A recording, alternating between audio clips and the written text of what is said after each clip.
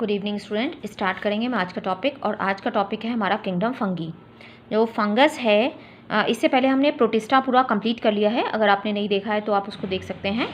तो जो kingdom fungi है ये क्या है, इसका हमें बहुत डाइवर्सिटी देखने को मिलती है इसकी मॉर्फोलॉजी में और हैबिटेट में। Diversity in morphology and habitat. Morphology मतलब एक्सटर्नल फीचर। अगर हम इसका एक्सटर्नल फीचर देखते हैं तो अगर हम मशरूम की बात करें तो आप मशरूम का स्ट्रक्चर देखिए, या जो ब्रेड के ऊपर जो फंगस लग जाती है वो फंगस देखिए, तो दोनों के ऊपर या फिलामेंटस जो फॉर्म्स हैं और ऐसी फॉर्म्स हैं, पफ बॉल्स हैं, यानी डिफरेंट जो है उसको फीचर्स आपको देखने को मिलेंगे। एक्सटर्नल मॉर्फोलॉजी मीन्स होता है एक्सटर्नल फीचर्स, बाहर से आपको वो अलग अलग तरह की दिखाई देने को लगेगी। हैबिटेट अगर हम बात करें तो हैबिटेट में ये एयर में भी मिलेगी आपको, वाटर के अंदर भी मिलेगी, उसके बाद सॉइल के ऊपर भी मिलेगी, और इवन प्लांट्स और एनिमल्स के ऊपर भी हमारे को ये देखने को मिलती है। तो हम बोलते हैं कि ये कॉस्मोपॉलिटन इसकी नेचर है, क्योंकि ये एयर, वाटर, सॉइल और इवन प्लांट्स और एनिमल्स के ऊपर भी देखने को मिलती है। तो हम इसमें बोल सकते हैं इसको कि ये कॉस्मोपॉलिटन है, क्योंकि ये air, water, soil, even on plants and animals में भी देखने को मिलती है, के ऊपर भी ग्रो करती है। आपने देखा होगा इवन जो है अगर ब्रेड हमारी कोई चीज़ ख़राब हो जाती है तो उस पर फंगस डेवलप हो जाती है। तो ये फंगस आती कहाँ से हैं, क्योंकि इसके स्पोर्स जो हैं वो एनवायरनमेंट में प्रेजेंट होते हैं, जिसकी वजह से वो डेवलप करके और ये फंगस वहाँ पे बना देते हैं। तो एयर में, वाटर में, सॉइल में, on plants and animals. Plants में आपने देखा होगा जो मस्टर्ड लीव्स हैं, जब आप सरसों का साग खरीदते हैं तो वहाँ पर उसके ऊपर ऐसे ऐसे वाइट वाइट निशान दिखाई देते हैं, सफ़ेद सफ़ेद निशान उसमें दिखाई देते हैं। तो इसका मतलब वो पैरासिटिक फंगी की वजह से हैं, जिस पे वो मस्टर्ड के ऊपर वो ऐसे निशान आ गए। तो हमें यहाँ पर यूज़फुल और हार्मफुल फंगस दोनों तरह की फंगस देखने को मिलती हैं। अगर हम बात करें तो हम दोनों तरह की फंगस के बारे में अभी बात करेंगे कि कौन सी हमारी यूज़फुल फंगस में आता है और कौन सी हमारी हार्मफुल फंगस में आता है, दोनों के बारे में हम बात करेंगे।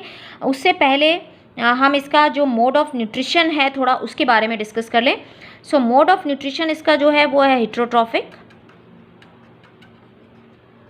हेट्रोट्रॉफिक मोड ऑफ न्यूट्रिशन है। और हेट्रोट्रॉफिक में भी तीन तरह होता है, सेप्रोफाइटिक, दूसरा आ गया आपका पैरासिटिक,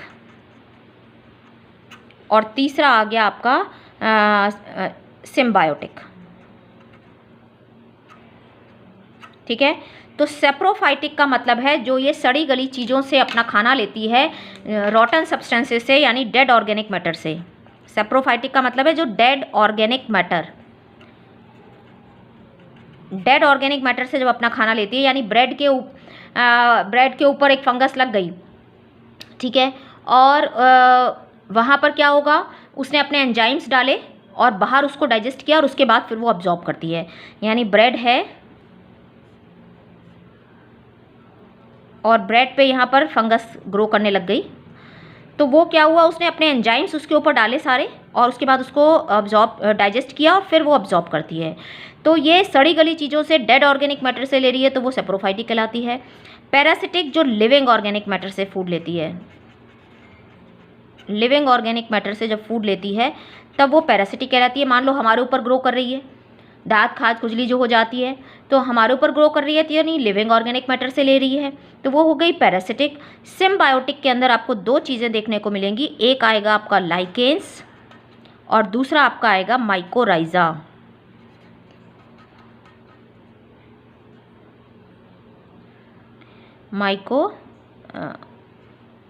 माइकोराइजा एक आपको देखने को मिलेगा सिम्बायोटिक में लाइकेंस, दूसरा दिखेगा माइकोराइजा।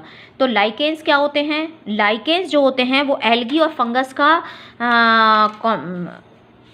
एल्गी और फंगस दोनों का ग्रुप होता है। मान लो ये एक एल्गी तो छोटी सी है, एल्गी छोटी सी, और फंगस जो उसके साथ एक क्लोज एसोसिएशन बना लेती है। फंगस का जो हाइफी होता है, यानी जो इसके फिलामेंटस जो है फॉर्म, ये बहुत लंबे लंबे थ्रेड लाइक स्ट्रक्चर होती है, और ये सॉइल के अंदर जाके वहाँ से वाटर और आयंस अब्जॉर्ब करती है।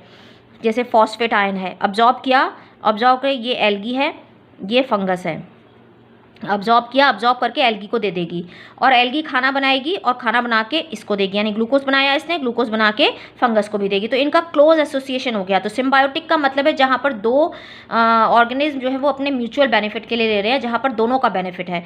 तो एल्गी का क्या बेनिफिट है, क्योंकि एल्गी इतने अच्छे से अब्जॉर्ब नहीं कर पा रही न्यूट्रिएंट सॉइल से, ना वाटर, क्योंकि इसका सरफेस एरिया उतना नहीं है।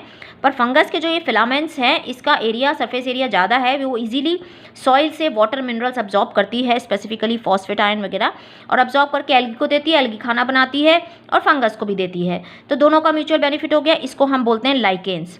और ये लाइकेंस हमेशा, आप लोग अगर पहाड़ की साइड पे गए हैं तो वहाँ पर आपको ट्री ट्रंक पे आपको देखने को मिलेंगी, क्योंकि ये पॉल्यूशन इंडिकेटर है। तो पॉल्यूशन वाली जगह पे ये ग्रो नहीं करेंगे, बट जहाँ पे पॉल्यूशन नहीं होता पहाड़ों पे, वहाँ पर आपको ये लाइकेंस देखने को मिलते हैं। दूसरा एसोसिएशन है माइकोराइजा। माइकोराइजा क्या होता है, जो हायर प्लांट्स होते हैं, हायर प्लांट्स की रूट्स के साथ ये एसोसिएशन बना लेते हैं, ठीक है। और यहाँ पे भी इनका यही काम है कि सॉइल से वाटर और मिनरल्स अब्जॉर्ब करके और प्लांट्स को देना, ठीक है। और प्लांट्स फिर, लीफ ने खाना बनाया, ग्लूकोज बनाया, और ये ग्लूकोज बना के इसको देगी। तो दोनों का एसोसिएशन हो गया यहाँ पर, हायर प्लांट की रूट्स के साथ फंगस का एसोसिएशन हो गया। तो दोनों का म्यूचुअल बेनिफिट है, फंगस को खाना मिल रहा है, रूट्स को जो है, क्योंकि फंगस का सरफेस एरिया बड़ा है, आराम से सॉइल से वाटर न्यूट्रिएंट्स ले रहे हैं और ये खाना बना रहे हैं। तो पाइनस के साथ ये क्लोज एसोसिएशन में रहती है। अगर पाइनस ऐसी जगह पे लगाए जाए जहाँ पर फंगस नहीं है तो आराम से ग्रो नहीं कर सकते। तो ये हो गया माइकोराइजा। तो माइकोराइजा किस किस का कॉम्बिनेशन है, फंगस का हायर रूट्स की प्लांट्स के साथ। तो ये होता है सिम्बायोटिक एसोसिएशन। तो ये हो गए इसके डिफरेंट मोड्स ऑफ न्यूट्रिशन। अब अगर हम इसकी बात करते हैं कि इसका स्ट्रक्चर कैसा है, तो एक है जो यूनिसेलुलर फॉर्म है, कौन है वो, ईस्ट, इसका नाम आपने सुना होगा। ये हमारी बेनिफिशियल फंगस में आती है, जिससे हमारी बियर बनती है, ब्रेड बनती है, बेकर्स ईस्ट कहलाती है। ये यूनिसेलुलर स्ट्रक्चर है। ये एक्सेप्शनल केस है, इस तरह से होती है, जिसमें बडिंग के थ्रू आपने पढ़ा होगा, बडिंग के थ्रू जो है ग्रो करती है ये। तो ये यूनिसेलुलर फॉर्म है। बाकी अगर हम देखें तो वो फिलामेंटस फॉर्म होती हैं। जैसे अगर हम ब्रेड की बात करें तो ब्रेड में भी अगर ये ग्रो कर रही है तो यहाँ पर इसके इस तरह से फिलामेंट होते हैं, एक इस तरह से। तो इसका जो ये पूरा ग्रुप है फिलामेंट का, ये कहलाता है, नेटवर्क जो है ये कहलाता है माइसीलियम। इसके नेटवर्क को बोलते हैं माइसीलियम। जो ये पूरा ग्रुप है, ये पूरा ग्रुप क्या कहलाएगा इसका, माइसीलियम। यानी ब्रेड के ऊपर जो पूरी फंगस लग गई वो कहलाएगी माइसीलियम। पर एक इसके फिलामेंट को या एक थ्रेड को लेंगे तो वो कहलाता है हाइफी, ठीक है। एक को कहेंगे हाइफी, पूरे ग्रुप को कहेंगे माइसीलियम। और इसके अंदर जो है वो न्यूक्लियस प्रेजेंट होते हैं, इस टाइप की स्ट्रक्चर होती है, ठीक है। मल्टीपल न्यूक्लियस हैं, बहुत सारे न्यूक्लियस हैं, यानी कैरियोकाइनेसिस हुई है बट साइटोकाइनेसिस नहीं हुई है। तो सीनोसाइटिक, इस कंडीशन को सीनोसाइटिक कंडीशन भी बोलते हैं, जहाँ पर मल्टीपल न्यूक्लियस स्टेज होती है, पर यहाँ डिवीज़न नहीं है। अगर डिवीज़न नहीं है तो इस टाइप का जो फिलामेंट है वो कहलाता है एसेप्टेट, ठीक है। और जहाँ पर ऐसा फिलामेंट हो जहाँ पर न्यूक्लियस और फिर वॉल, फिर न्यूक्लियस, फिर सेप्टा, फिर न्यूक्लियस, फिर क्रॉस वॉल, ऐसे हो, इस टाइप का हो, जहाँ पे बीच में वॉल हो, ऐसे इस टाइप का हो, वो कहलाता है सेप्टेट, ठीक है। जहाँ पर पार्टीशन है यानी सेप्टा है तो वो कहलाएगा सेप्टेट, जहाँ पे पार्टीशन नहीं है वो कहलाएगा एसेप्टेट। तो एक फंगस में एक ही टाइप का होता है, एसेप्टेट होगा या सेप्टेट होगा, एक जैसे नहीं होंगे। यहाँ मैंने बताने के लिए आपको दोनों एक ही में बता दिए हैं, बट अगर सेप्टेट है तो सेप्टेट ही होगा और एसेप्टेट है तो एसेप्टेट ही होगा, दोनों एक साथ नहीं होंगे, ठीक है। तो इस टाइप की स्ट्रक्चर होती है। तो मॉर्फोलॉजी हमने बोला अलग अलग होती है। अब मशरूम आपने देखा है कि मशरूम अलग है उसका स्ट्रक्चर, यहाँ पे देखें तो इसका स्ट्रक्चर अलग है, ईस्ट का स्ट्रक्चर अलग है, ठीक है। तो सबका जो शेप है वो अलग अलग है, इसलिए बोला गया है कि इसकी डाइवर्सिटी देखने को मिलती है मॉर्फोलॉजी में, ठीक है। तो ये हो गया इसका कि हैबिटेट कैसा है, यूज़फुल हार्मफुल भी हो गई। देखो ईस्ट हमारी यूज़फुल है, इसके अलावा एक और बहुत इंपॉर्टेंट है हमारी पेंसिलियम नोटेटम, जिससे पेंसिलिन एंटीबायोटिक निकलती है। एंटीबायोटिक हमें इससे मिलती है,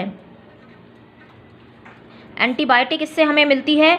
यूज़फुल फंगस है हमारी। और हार्मफुल फंगस की कैटेगरी में कौन आ जाएगा, जो हमारे ऊपर या प्लांट्स के ऊपर या एनिमल्स के ऊपर पैरासिटिक हैं या जो उनको नुकसान पहुंचाती हैं, वो हो गई हमारी पैरासिटिक यानी हार्मफुल फंगस।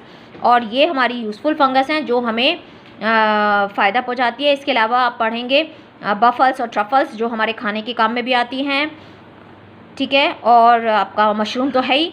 तो ये हो गया हमारा जनरल फीचर्स फंगस के। और इसकी सेल वॉल सबको याद होगा, इसकी सेल वॉल किससे मिलकर बनी है, काइटिन से। काइटिन से मिलकर बनी होती है इसकी cell wall. Chitin complex sugar है काइटिन, जो आराम से डिज़ोल्व नहीं होता है। तो काइटिन से इसकी सेल वॉल काइटिन से मिलकर बनी होती है, ठीक है।